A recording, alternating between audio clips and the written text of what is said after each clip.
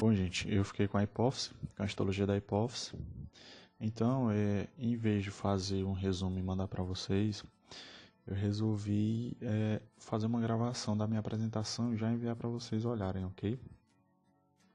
A hipófise é também chamada de pituitária, que vem do latim pituita, que significa secreção mucosa. Tem tudo a ver com a glândula, né? Ela está situada na célula turca, que é uma estrutura lá na base do crânio, no osso esfenoide, vou mostrar mais à frente.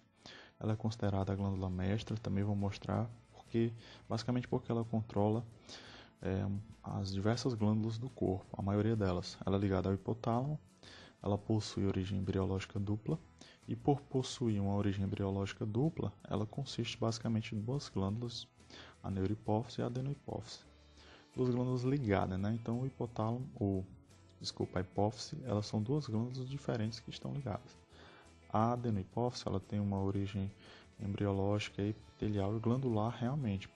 Por isso que ela é chamada por muitos autores de glândula verdadeira. Ela vem do ectoderma da orofaringe, e a neurohipófise ela vem do mesmo tecido do hipotálamo. Por isso que muitos autores consideram que a neurohipófise é uma extensão do hipotálamo. Eu já logo adianto que ela é um depósito de hormônios secretados pelo hipotálamo, e a adenohipófise em si ela produz os próprios hormônios e secreta, porém ela ainda sofre influência do hipotálamo, regulação dele. Aqui nesse mapa que eu fiz, dá para ter uma noção da importância da hipófise, né? Ou ela se subdivide em adenohipófise, ou também chamada de hipófise anterior, também neurohipófise ou hipófise posterior.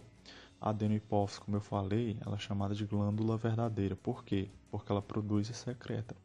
Produz esses vários hormônios aqui, porém ela sofre ainda regulagem do hipotálamo. O hipotálamo, por sua vez, produz diversos hormônios liberadores. Os hormônios do hipotálamo têm a letra R, que são release, significa liberação. Cada um desses hormônios vai agir em cada um dos hormônios produzidos pela adenohipófise. Já a neurohipófise, ela não produz, ela apenas armazena e libera esses dois hormônios, ocitocina e vasopressina, o qual o hipotálamo vai produzir, vai armazenar nela e vai secretar. E aí temos aqui as diversas outras glândulas onde a hipófise e o hipotálamo indiretamente agem. Aqui temos uma figura do néter com um corte sagital, no qual nós temos aqui o osso esfenoide, o seio esfenoidal. Aqui nós temos a célula turca, né, no qual podemos ver que ela se assemelha a uma parábola com a concavidade para cima. E aí dentro dela nós temos aqui a glândula hipófise, que ela é do tamanho de uma ervilha, basicamente, né? Aqui nós temos um esquema da embriologia, temos aqui o embrião primitivo, né? E aí nós temos aqui, ó, o ectoderma da orofaringe indo em sentido cranial e o neuroectoderma descendo em sentido podal. Então aqui nós temos ampliação. Essa dobra que o ectoderma da orofaringe faz subindo é chamada de bolsa de Raschke. E a dobrinha, né, que o neuroectoderma faz em sentido podal não tem um nome específico. Aqui nós temos um estágio à frente da maturação da hipófise, no qual o ectoderma já sofreu um pregueamento, já se fechou aqui e já se aproximou mais do neuroectoderma aqui, também se preguiou e está se juntando. E aqui nós temos a evolução final da hipófise, né? Aqui, lembrar que sempre a adenohipófise está mais anterior em relação ao rosto. Nós temos aqui o rosto, é como se estivesse para cá. Então a adenohipófise ela é mais anterior. Temos aqui a adenohipófise em vermelho. Essa fissura é o remanescente da bolsa de Raschke. E temos aqui a neurohipófise. Tem também essa denominação, né? A adeno chamada de lobo posterior e a neuro de lobo. Aliás, a adenohipófise chamada de lobo anterior e a neuro chamada de lobo posterior. Como eu disse, a adeno está mais anterior, está mais próxima ao rosto. Aqui um esquema parecido, mas só para mostrar aqui o nome das estruturas já. Ó. A adenohipófise ela é dividida em pars distales. Pars quer dizer parte, distales distal, em latim, né? Fica assim, parte distal. Temos aqui o remanescente da bolsa de Raschke, fissura ou cavidade remanescente. Temos aqui, ó, entre as duas, né? Entre a paz nervosa, que está em azul, ou parte nervosa, e a paz distalis, temos a paz intermédia, ou parte intermediária, que fica exatamente entre as duas. Vejam aqui que a paz distalis, ela sobe e emite umas projeções que abraça aqui essa região de azul, que ele chamou de eminência mediana, mas também aqui é chamada de infundíbulo. E essa regiãozinha rósea que abraça é chamada de pars tuberalis, ou parte tuberal. Temos aqui um corte histológico da hipófise, no qual podemos ver aqui na região 1 representa a pars distalis, ou a parte distal. O 2 aqui, ó, bem atrás da fissura, logo anterior à fissura, na parte posterior dela, temos a pars intermédia, ou parte intermédia. Já o 3 aqui, ó, justamente, se você imaginar essa projeção da pars distalis que subiu e abraçou o infundíbulo aqui, que é o 5, ela vai significar a pars tuberalis, ou a parte tuberal. E aí nós temos o 4 aqui, ó, a pars nervosa, a parte nervosa. E o 5, como eu falei, o infundíbulo. A adenohipófise, ela consiste basicamente na pars distalis, ou a parte distal, tá aqui o 1, mais a pars intermédia, a parte intermediária aqui, logo em seguida, o 2, e a pars tuberalis, ou a parte tuberal, que circunda o infundíbulo. Já a neurohipófise, ela consiste na pars nervosa, parte nervosa, e o infundíbulo aqui, ó, o 4 e o 5. Temos aqui outra imagem, já delimitando bem. PT é a pars tuberalis, ou a parte tuberal, que seria essa estrutura mais... apesar da letra estar aqui em cima, ela quer indicar as regiões na periferia do infundíbulo. PD é a pars distalis, está aqui ela. O F seria a fissura da cavidade da bolsa de Raschke, ou fissura ou cavidade remanescente, tanto faz, da bolsa de Raschke, só lembrar aqui dela. O PI, a parte intermédia, você pode ver ó, que a parte intermédia ela se caracteriza por ter também ó, essas regiões aqui foliculares. Mais à frente eu vou falar delas. E o PN, que significa a paz neural, a parte neural. Há também o CAP, o CAP. CAP só para dizer que é a cápsula de tecido conjuntivo. É que a hipófise toda ela é circundada por uma cápsula de tecido conjuntivo. Aqui a mesma imagem, só para destacar o que é lobo anterior e lobo posterior.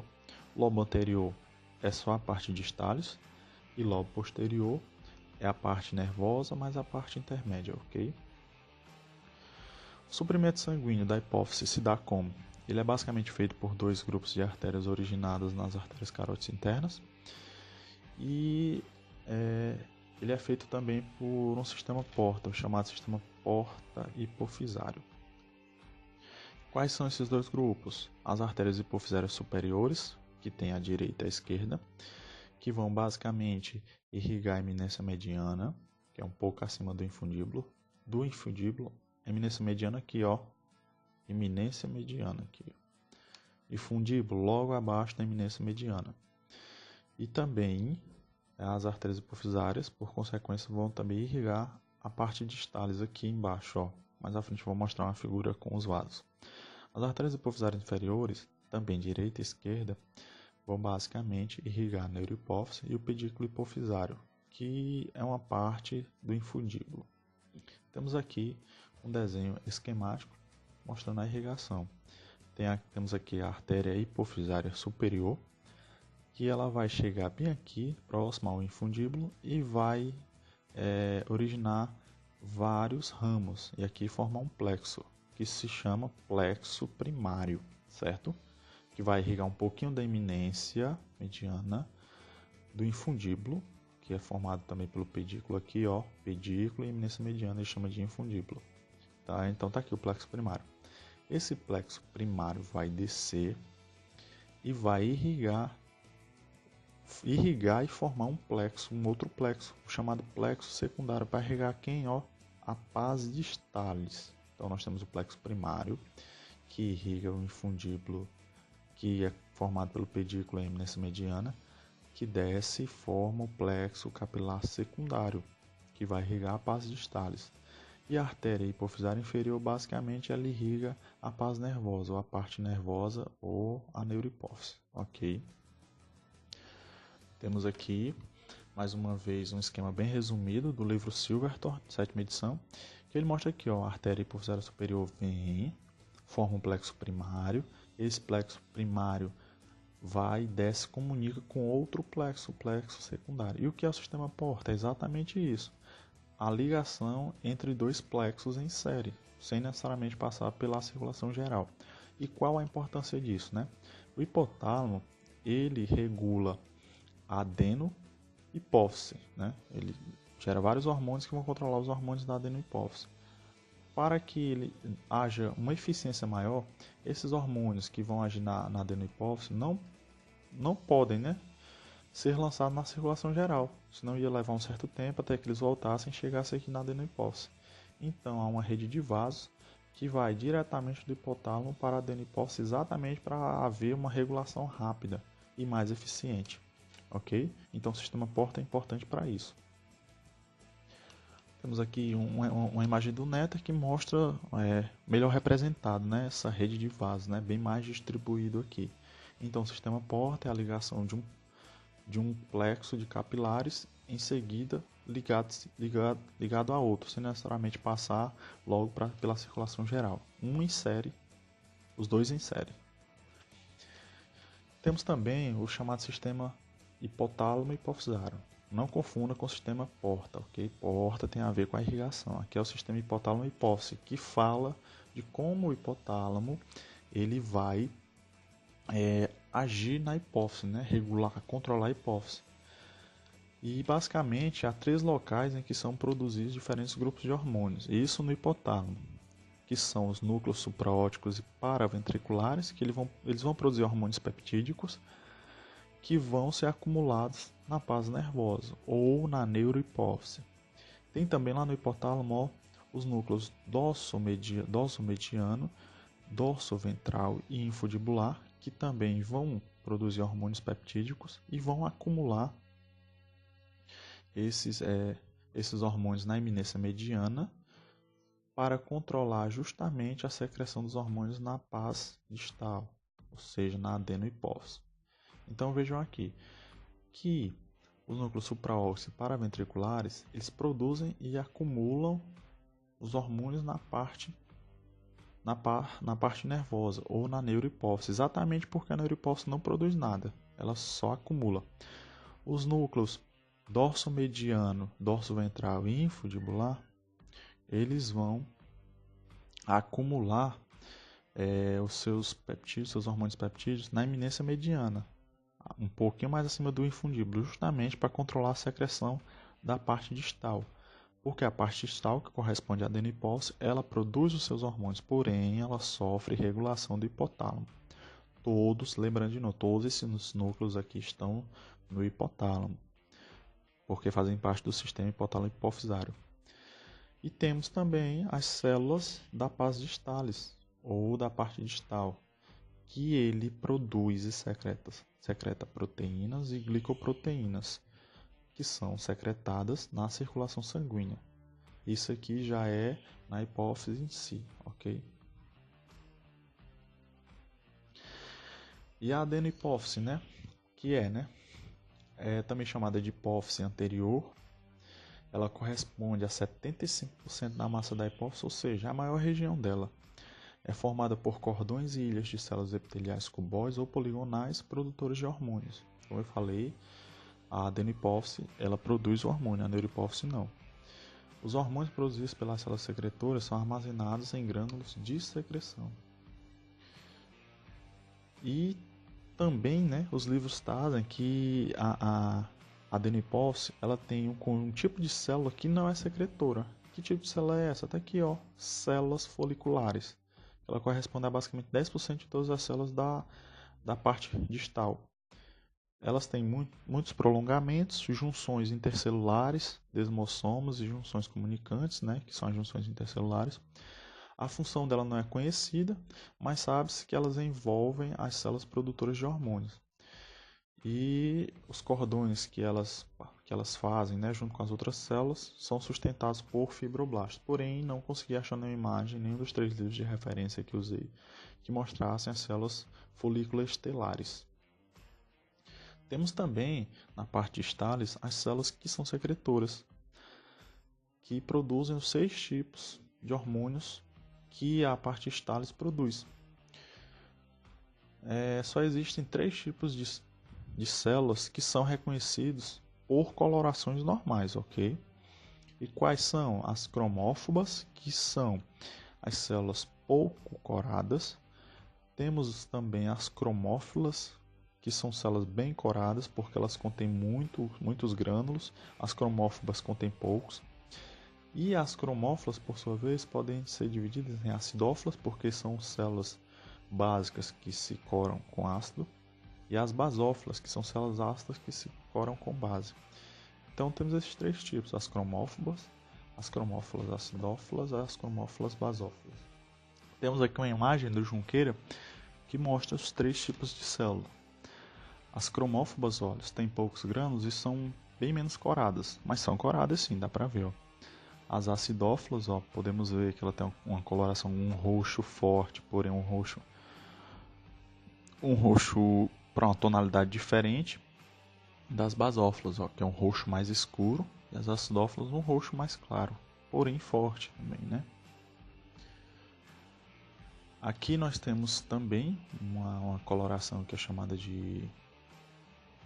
eu esqueci o nome, né? Mas enfim, aqui ela mostra que há cordões ou ilhas de células. Está aqui, ó, demarcado. Também é do Junqueira essa imagem, ó, os cordões aqui.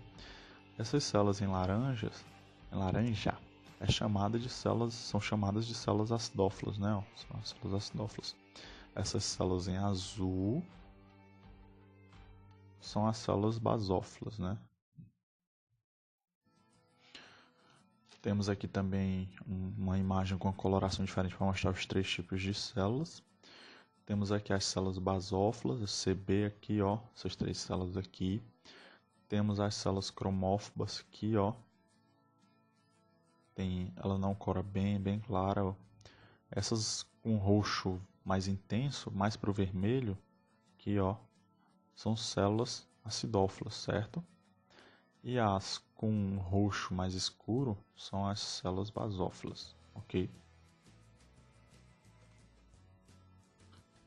E aqui também temos uma imagem, né, do Atlas de Histologia Descritivo do Ross, que ele mostra também que no 1, né, nós temos o que? Células acidófilas.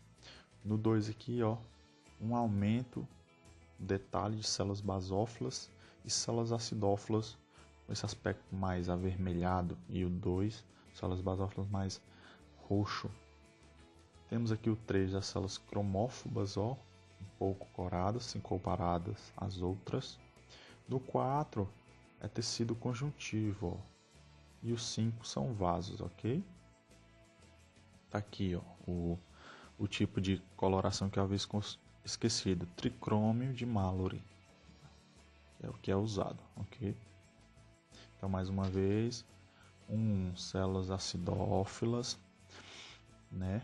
2, células basófilas, 3, que são as células cromófobas, e 4 aqui, tecido conjuntivo, e os 5, vasos sanguíneos. Porém, nesse aspecto de coloração, a gente só consegue identificar 3 tipos de células. Porém, por imunocitoquímica e hibridização in situ, os cientistas conseguiram diferenciar 5 tipos de células, certo? Pela sua secreção, tipo de secreção. 4 tipos produzem 4 hormônios diferentes e um tipo de célula produz 2 tipos de hormônios. Então aqui elas, ó, tipo celular, células somatotropo, são células que produzem hormônios do crescimento. Corresponde a 50% das células existentes na parte distalis, e elas recebem a coloração acidófila. Temos também os lactotropos, são células produtoras de prolactina, secretoras de prolactina. Elas estão entre 15 a 20% das células totais e elas são as dófilas. Temos os corticotrópicos, são células produtoras de ACTH, hormônio adrenocorticotrópico, né? Elas são basófilas, responde a 15 a 20% do total de células. Temos os gonadotrópicos, que é o tipo de célula que produz dois hormônios, que é o FSH, hormônio folículo estimulante, e o LH, que é o hormônio luteinizante, que corresponde a 10%. Temos também os tireotrópicos, que são células produtoras do hormônio estimulador da tireoide, que corresponde a menos de 5% e recebem uma coloração basófila. Então, no aspecto de coloração, nós só conseguimos distinguir acidófilo, basófilo ou cromófilo. No aspecto imunocitoquímico de hibridização, pela secreção, conseguimos identificar 5 tipos de células, de acordo com a sua secreção, ok? Aqui tem uma tabela também mostrando o tamanho, o formato, o tipo de célula, que eu não vou me adentrar porque o vídeo vai ficar longo. Mas está aqui, para vocês darem uma olhada. Eu também acho que o professor não vai cobrar isso, também não, muito específico. Temos aqui a paz tuberalis, né? Que é aquela parte que eu falei da hipófise que se encontra entre a parte distalis, a parte distal e a parte neuronal. Ela é uma região em forma de funil que cerca o infundíbulo, como eu já havia dito, mostra lá na figura. O infundíbulo da neurohipófise é importante em animais que mudam seus hábitos em função da estação do ano, por meio do controle da produção de prolactina. É a única coisa que fala no livro do Junqueira. Não foca muito bem nessa parte não, então acho que não vai ser muito importante. Temos também a parte intermédia, que ela se localiza na porção dorsal da antiga bolsa de Hatch. Tem uma figurinha aqui que ela mostra, seria mais ou menos aqui, ó, atrás dessa fissura. Ela é composta de cordões folículos de células fracamente basófilas, que contêm pequenos grânulos de secreção. Tem aqui uma imagem, ó. Ó, como dá para diferenciar bem a parte intermédia, porque ela contém esses folículos aqui, ó, tá vendo? É um aspecto característico para você dizer que é a parte intermédia. Já a paz nervosa, ó, tem essa característica. E a parte distalis daqui tem essa. Então a única que vai ter esses folículos aqui, ó, esses grânulos grandes de folículos, a paz intermédia. E por último, nós temos então a neurohipófise, que ela é composta pela paz nervosa e pelo infundíbulo. Ela não contém células secretoras, o que é muito lógico, né, já que eu disse que ela não produz os seus hormônios, ela apenas armazena o que o hipotálamo produz. Ela apresenta um tipo de célula muito específico, que é uma célula glial, muito ramificada, que é chamada de pituísto. O pituísto ele tem formato irregular, tem numerosas ramificações, tem núcleo esférico e eles geralmente estão associados aos capilares. Os neurônios secretores, né, os que produzem os hormônios no qual a neurohipófise vai armazenar, eles têm seus corpos celulares situados nos núcleos supraóticos e paraventriculares. Isso tudo aqui lá no hipotálamo. Esses neurônios secretores, eles têm os seus corpos de Nêcio muito desenvolvidos, né? Tem toda a estrutura de um neurônio normal, comum, mas tem essas diferenças. Seu corpus de Nêcio é bem desenvolvido, já que eles estão envolvidos na produção de neurosecreção. Então, esses neurônios aqui vão produzir e vão depositar esses hormônios nas suas terminações nervosas, que estão justamente localizadas lá na neurohipófise. Ou seja, a neurohipófise lá ela já contém as terminações nervosas desses neurônios, que vai armazenar a ocitocina e a vasopressina, que são os únicos dois hormônios que a neurohipófise armazena. Daí, nos cortes histológicos, é possível ver os corpúsculos, os depósitos de hormônios, que nos livros é denominado de corpúsculos de Herring. Nós temos aqui dois cortes histológicos com coloração diferente e podemos ver aqui CH, que são as terminações nervosas que está depositado os hormônios, que são os corpúsculos de Herring aqui, ó, no CH. Aqui também, ó, em outra coloração que eles também. Temos também os pituistos, né? Tá aqui, são as células aqui ramificadas, ó. Aqui também, pituisto, aqui também. E capilares, né? Capilares aqui, aqui. Aqui nós temos um aumento de um corpúsculo de Herring, podendo visualizar glândulos secretores acumulados de hormônios aqui, né? Uma terminação nervosa aqui. Então, foi só isso. Essas aqui foram as referências que eu usei: o Histologia Básica do Junqueira, o Histologia Texto e Atlas do Ross, e o Histologia Descritiva, o Atlas do Ross também.